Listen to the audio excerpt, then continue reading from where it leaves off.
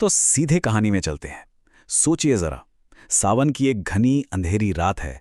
गांव की बत्ती गुल है और बाहर मूसलाधार बारिश हो रही है। हर कोई अपने अपने घर में है, लेकिन एक घर है जहां से हंसी मजाक की आवाजें आ रही हैं। पर यह माहौल ज्यादा देर टिकने वाला नहीं है, क्योंकि एक बहुत पुरानी दबी हुई कहानी आज फिर से जिंदा होने वाली है। कहानी की असली जड़ और असली डर दादी के इसी चेतावनी में छिपा है। ये सिर्फ शामू को नहीं, बल्कि गांव के हर बच्चे को सुनाई गई कहानी है। ये शब्द हमें सीधा उसी पीपल के पेड़ के पास ले जाते हैं जहां आज रात का सारा खेल होने वाला है। दादी की ये बात ही इस कहानी का पूरा माहौल सेट कर देती है। अब देखिए, उसी घर में दो तरह के लोग हैं। एक तरफ है शामू, जो इन सब बातों को मजाक में उड़ा देता है। उसके लिए ये सब फालतू की बातें हैं, पुरानी कहानियां हैं। और दूसरी तरफ है मुन्नी, जिसके दिल में इन कहानियों का डर बैठा हुआ है। ये विश्वास और अविश्वास की एक छोटी सी लड़ाई है, जो बहुत जल्द एक भयानक हकीकत से टकराने वाली है। और बस यहीं से सब कुछ बदल जाता है। जैसे ही बारिश थोड़ी सी कम होती है, दरवाजे पर एक ऐसी दस्तक होती है जो उस रात को हमेशा के लिए बदल देती है। दरवाजे पर कौन? उनका दोस्त भोला। लेकिन उसकी हालत देखकर ही सब घबरा जाते हैं। वो अकेला नहीं था, उसके साथ एक छोटी सी बच्ची थी जो एकदम खामोश थी, बस सबको घूर रही थी। भोला बताता है कि ये ठाकुर साहब की बहन की बेटी है, जिसे उसके घर वाले गांव में अकेला छोड़कर शहर चले गए हैं।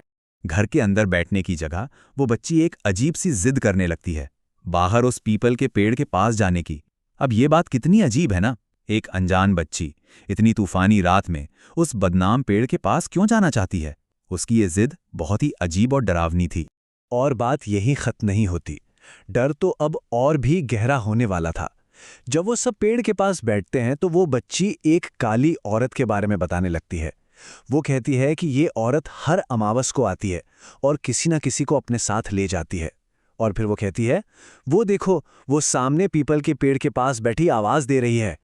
अब तक जो सिर्फ एक कहानी थी, सुनी सुनाई बात थी, अब वो अपनी आंखों के सामने हकीकत बनती दिखने वाली थी। बच्ची के कहने पर जैसे ही वो तीनों उस पेड़ की तरफ देखते हैं, उन्हें सच में एक साया नजर आता है। बस ये देखते ही तीनों के होश उड़ जाते हैं। वो चीखते हुए घर की तरफ भागते हैं, लेकिन वो रहस्यमयी बच्ची वो वहीं बैठी रहती है, बिल्कुल शांत, बिल्कुल निडर। और यही सवाल उन तीनों के दिमाग में हथौड़े की तरह बज रहा था। आखिर ये बच्ची है कौन? इसे डर क्यों नहीं लग रहा? इस सवाल का जवाब पाने के लिए वो गांव के सबसे बुजुर्ग और समझदार इंसान के पास जाते हैं। अगले दिन सुबह सुबह वो पहुंचते हैं धनीराम काका के पास। वो उन्हें रात की पूरी कहानी सुनाते हैं, बच्ची का अजीब बर्ताव, उस साये का दिखना, सब कुछ। काका सब कुछ बहुत ध्यान से सुनते हैं और फिर वो जो कहते हैं उसे सुनकर उनके पैरों के नीचे से जमीन खिसक जाती है। काका कहते हैं कि वो काली छाया किसी को साथ लेकर नहीं जाती, वो खुद किसी का रूप लेकर आती है। इसका मतलब वो बच्ची कोई इंसान नहीं है, बल्कि उसी आत्मा का एक रूप है। ये खुलासा कहानी को एक बहुत ही खतरनाक मोड़ पर ले आता है। सोचिए, ये सच जानने के बाद उन्हें वापस उसी घर में लौटना पड़ा। और जैसे ही वो घर पहुंचे, उनका सबसे बड़ा डर दरवाजे पर ही उनका इंतजार कर रहा था। वो बच्ची वहीं थी, पर अब वो पहले जैसी नहीं थी। वो बस उन्हें घूर रही थी, और उसकी आवाज, वो अब उसकी आवाज थी ही नहीं। उन्हें समझ आ गया कि वो उस घर में फंस चुके हैं। और फिर उस बच्ची के मुंह से जो आवाज निकली, वो किसी और की थी। आत्मा ने कहा, तुम्हें मैं गुड़िया लगती हूं क्या? मैं वही हूं जिसको तुम उस पेड़ के पास चीखते हुए छोड़ आए थे। अब तुम में से कोई नहीं बचेगा। ये शब्द उनके सबसे बुरे डर को सच साबित कर रहे थे। लेकिन रुकिए, ये कहानी सिर्फ डर और बदले की नहीं है। इसके पीछे एक बहुत गहरा दर्द, एक बहुत बड़ा अन्याय छिपा है। अब हम उस अधूरी कहानी के सच की तरफ बढ़ते हैं। धनीराम काका ने पूरी कहानी बताई कि कई साल पहले गांव के ठाकुर ने उस औरत के साथ बहुत गलत किया था। फिर अपनी इज्जत बचाने के लिए उसे मारकर उसकी लाश को जलाने की बजाय कहीं कोने में दफना दिया।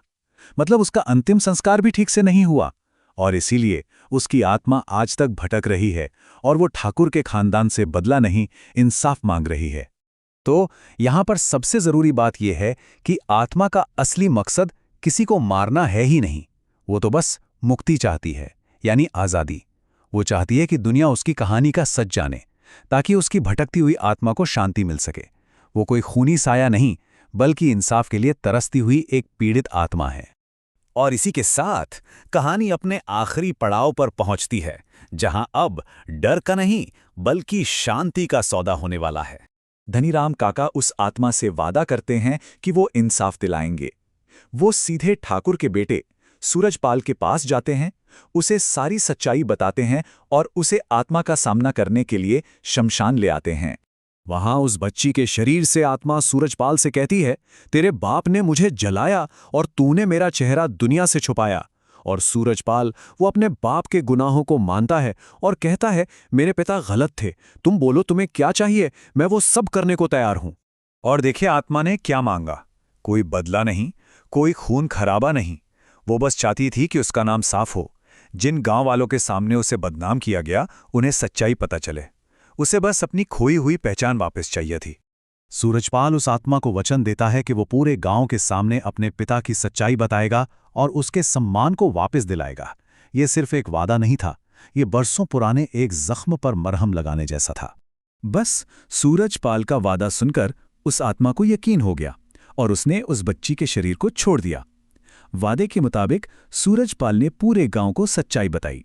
कहते हैं उस दिन के बाद उस गांव में वो आत्मा फिर कभी नहीं दिखी, मानो बरसों बाद उसे आखिरकार मुक्ति मिल ही गई। और ये कहानी हमें इस एक गहरे सवाल के साथ छोड़ जाती है। ये सिर्फ एक भूत की कहानी नहीं है, है ना? ये अन्याय, सच्चाई और आखिर में मुक्ति की कहानी है। ये हमें सोचने पर मजबूर करती है कि क्या किसी आत्मा के लिए सच्ची आज़ादी बदला लेने में है या फिर इंसाफ मिलने में।